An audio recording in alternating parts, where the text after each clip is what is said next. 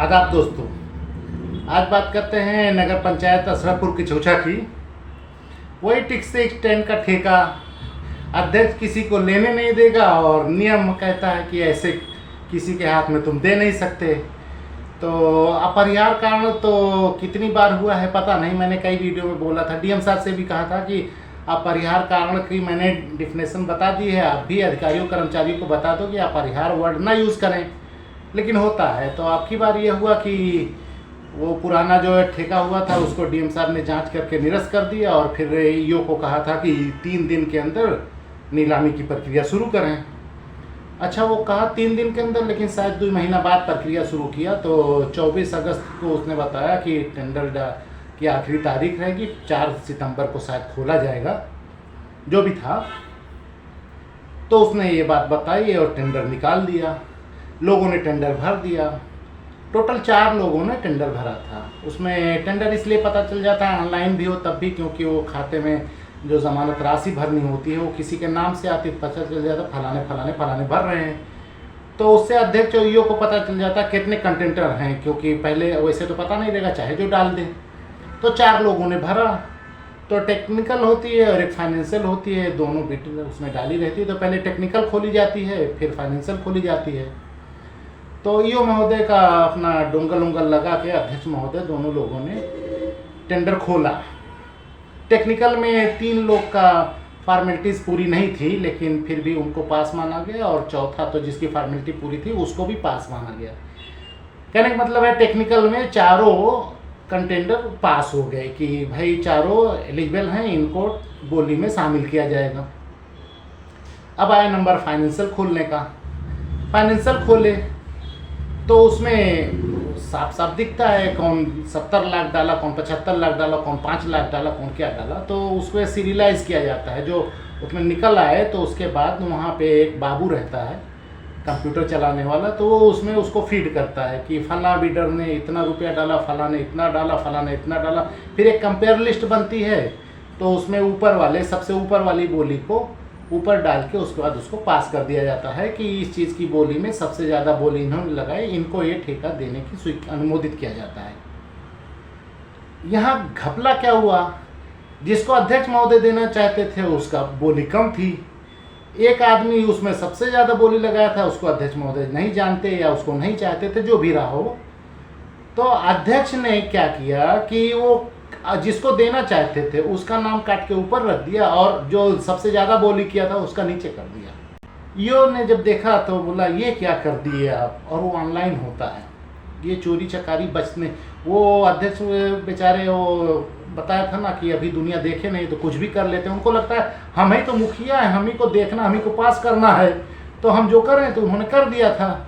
EO सरकारी नौकर है, वो डर गया, क्योंकि ईओ क्या होता है ना, जैसे नगर पंचायत है, वो जैसे ग्राम पंचायत होती है, ग्राम पंचायत में प्रधान होता है, एक सेक्रेटरी होता है। नगर पंचायत में भाई नगर अध्यक्ष होता है और उसका ईओ होता है। थोड़ा सा बड़ी ग्राम पंचायत को नगर कह देते हैं, जहाँ 16, 17, 18, 20 ग्राम पंचायतें मिलकर होती हैं। तो जो ईओ मिलता है वो नगर पंचायत अध्यक्ष को सलाहकार के रूप में मिलता है, क्योंकि नगर अध्यक्ष या प्रधानी तो कोई भी जीत जाए, पढ़ा लिखा, अनपढ़, जाहिल, अनुसूचित, बैकवर्ड, सवर्ण, साहित्य, जो भी जीत जाए, तो कानूनी जानकारी उसको कैसे मिलेगी, सलाहकार कौन मिलेगा, वित्तीय अनियमितता ना हो जाए, क्योंकि उसके हाथ में फाइनेंस भी रहता है। तो उसके लिए एक सचिव मिलता है, और जिसको ईओ कहते हैं नगर पंचायत में, शासी अधिकारी हो जाता है, तो वो सलाह देता है।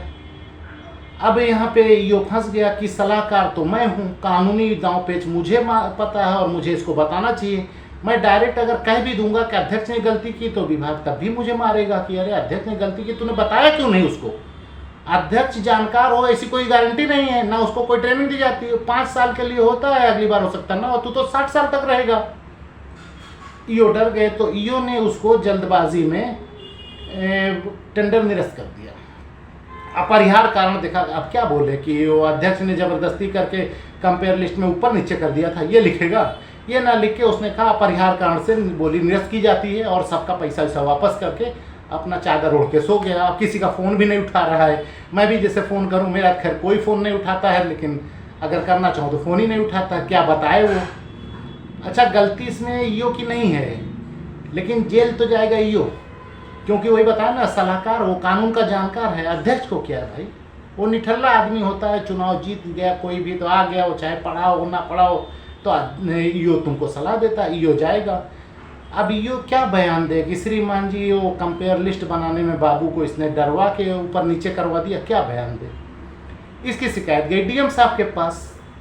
डीएम साहब कौन? वो तलबी अधिकारी जो हमारे ज़िले में एक तैनात हुए हैं ना, माननीय योगी जी ने एक बहुत बड़े अधिकारी को तैनात किया है जो तलबी अधिकारी हैं, वो तलब कर लेते हैं। इनको जानकारी मिली, शिकायत किसी ने दी, इन्होंने पत्रावली तलब कर ली। अब देखो तलबी पिछली बार की तरह 2-2.5 महीना चलेगी और उसकी जांच का क्या निष्कर्ष निकलता है। हालांकि टेंडर तो बोली तो निरस्त हो गई, फिर से होनी है, शायद वो निकाल भी दिया हो, लेकिन इसकी जांच तो होनी चाहिए। अब अगर नई बोली हो गई तो डीएम साहब कहेंगे जाने दो, जब हो गया काम चालू है तो ठीक है, वो करेंगे, लेकिन इतना आसान नहीं है। इस बार ये पचड़ा आगे तक जाएगा, क्योंकि अपरिहार शब्द से मैं बहुत दुखी हूँ। अपरिहार क्यों लिख दिया जाता है? अपरिहार उसको कहते हैं अनहोनी, बिना बताए घटना, जैसे कोई मर गया और वहाँ नहीं है शामिल। यहाँ तो सब शामिल थे यार। अध्यक्ष आया था, तुम आए थे, डोंगल लगाए थे, खुला था बोर्ड, फिर उसमें देखे कंपेयर लिस्ट बनी, सब हुआ। अब यहाँ अपरिहार क्या हो गया? बीच में किसी को वहीं कुर्सी बैठ के हार्ट अटैक आ गया था क्या? लेकिन अपरिहार कर दिया। तो डीएम साहब को अब की बार अपरिहार का संज्ञान लेना पड़ेगा। और एक प्रकरण तो ये चल ही रहा है कि जब 25 अप्रैल से वसूली ईओ साहब करवा रहे हैं तो पैसा क्यों नहीं जमा करते, और कितना जमा करते हैं, डेली का कितना आता है, तो इसकी जांच तो चली रही है। अब जैसे सूचना मांगो या शिकायत दो तो कहते हैं मई से अप्रैल तक 10 लाख, जून से जुलाई तक कितना। अरे अप्रैल मई जून नहीं होता है, वो लेजर देना पड़ता है, दिनांक कितने को इतना रुपया, दिनांक कितने को इतना रुपया, दिनांक कितने को इतना रुपया, दिनांक कितने को हमने बैंक में इस रसीद के साथ जमा किया। ये खाला बुआ घर नहीं है कि मई में इतना पायर है, जून में इतना पायर है। वो एक चौनिक हिसाब देना पड़ता है। 409 का धारा लगती है, 4 महीना जमानत नहीं होती, 1 रुपया इधर उधर होगा।